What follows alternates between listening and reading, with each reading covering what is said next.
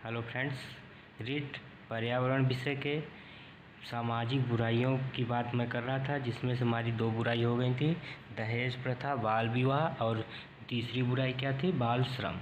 आज उसकी बात करेंगे। तो क्या होता है, आइए देखते हैं। बाल श्रम एक सामाजिक बुराई है। 14 वर्ष से कम आयु के बच्चों को विकास के अवसर न देकर रोजगार के कार्य में लगा देना बाल श्रम कहलाता है। क्या कहलाता है? बाल श्रम। केंद्रीय श्रम व रोजगार मंत्रालय के अनुसार वर्ष 2011 की जनगणना के अनुसार देश में लगभग 45.53 लाख बाल श्रमिक हैं।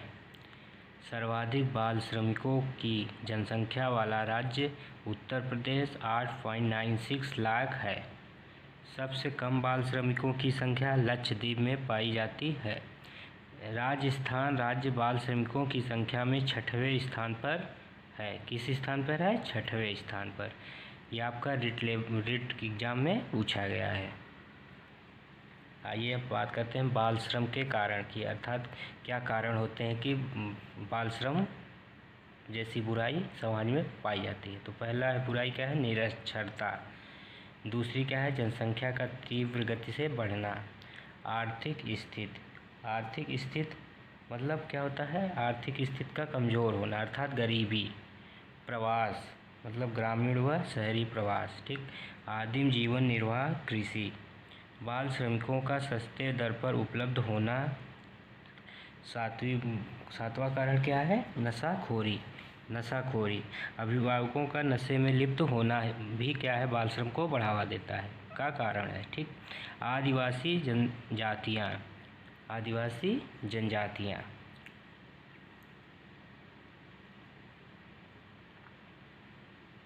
अब आते हैं बाल श्रम उन्मूलन के प्रयास क्या क्या हुए। तो संवैधानिक प्रावधान में पहला अनुच्छेद 23 के 2 में क्या दिया गया है कि मानव से बलात् श्रम निषेध। अनुच्छेद 24 में क्या कहा गया है कि 14 वर्ष से कम आयु के बच्चों के खतरनाक उद्योगों में नियोजन का प्रतिषेध।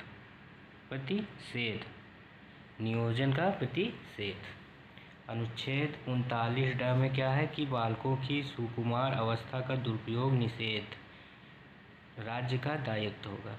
अनुच्छेद 39 में क्या है कि बालकों को स्वतंत्र और गरिमामय वातावरण एवं स्वस्थ विकास के अवसर देना। अनुच्छेद 21 का एवं अनुच्छेद 45 में क्या कहा गया है कि राज्य 6 से 14 वर्ष की आयु के बच्चों को अनिवार्य व निःशुल्क शिक्षा प्रदान करने की व्यवस्था करेगा। क्या करेगा? निःशुल्क और अनिवार्य शिक्षा प्रदान करने की व्यवस्था करेगा। किस अनुच्छेद में कहा गया है? अनुच्छेद 21 का अनुच्छेद 45 में। ठीक। अनुच्छेद 21 का में क्या हुआ था कि 66वां संविधान संशोधन 2002 और 45 कब हुआ था? तो ये हो गया आपका बालकों को निःशुल्क अनिवार्य शिक्षा का अधिकार अधिनियम 2009, जो कि 1 अप्रैल 2010 से प्रभावी प्रचलन में आया था। अगला पॉइंट क्या है? बाल श्रम निवारण के लिए 26 सितंबर 1994 को एक राष्ट्रीय बाल श्रम उन्मूलन प्राधिकरण की स्थापना की गई। यह आपका रीट 2016 के क्वेश्चन पेपर में पूछा गया है। क्या पूछा गया कि बाल श्रम निवारण के लिए 26 सितंबर 1994 को एक राष्ट्रीय बाल श्रम उन्मूलन प्राधिकरण की स्थापना की गई। भारत सरकार ने पूरे देश में 10 अक्टूबर 2006 को बाल श्रम को प्रतिबंधित कर दिया। 12 जून को यूनिसेफ द्वारा विश्व बाल श्रम निरोध दिवस घोषित किया गया। 12 जून को। अगली बुराई आती है, समाज में व्याप्त होती है फ्रेंड्स। क्या होती है वो? चोरी। क्या होती है? चोरी। आइए जानते हैं। ये चौथी बुराई है समाज में व्याप्त। तो चोरी, किसी व्यक्ति द्वारा किसी अन्य की संपत्ति को बिना सहमति एवं गैर कानूनी रूप से हथियाने को चोरी कहा जाता है।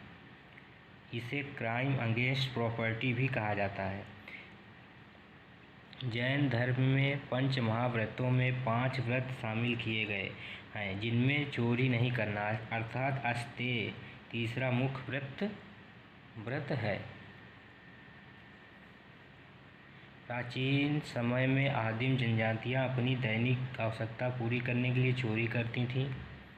वर्तमान में चोरी इलेक्ट्रॉनिक साधनों द्वारा की जाने लगी, जैसे इंटरनेट से डाटा चोरी, बैंक रॉबरी अर्थात डकैती आदि। चोरी का मुख्य कारण क्या होता है फ्रेंड्स? गरीबी। क्या होता है? गरीबी। धारा 339, 396 के अंतर्गत चोरी को एक दंडनीय अपराध माना गया तथा चोरी करने वाले व्यक्ति को 3 वर्ष के कारागार का प्रावधान है। कितने वर्ष का प्रावधान है? 3 वर्ष। धारा 379 के अंतर्गत चोरी का माल खरीदने को भी कानूनी अपराध माना गया है। धारा 420 में क्या है कि धोखाधड़ी से संबंधित है ये। धारा 398 में डकैती के विरुद्ध 10 वर्ष की सज़ा से आजीवन कारावास का प्रावधान है। धारा 412 में बेईमानी से किसी की भी संपत्ति को हड़पना कानूनी अपराध है। ये क्या थी? 4 मुख्य बुराई थी फ्रेंड्स समाज में व्याप्त थी: दहेज प्रथा, बाल विवाह, बाल श्रम और चोरी। ठीक, अगर आपको हमारा वीडियो पसंद आया है तो प्लीज़ चैनल को सब्सक्राइब करें, लाइक करें एंड शेयर करें, कमेंट्स करें। Thank you.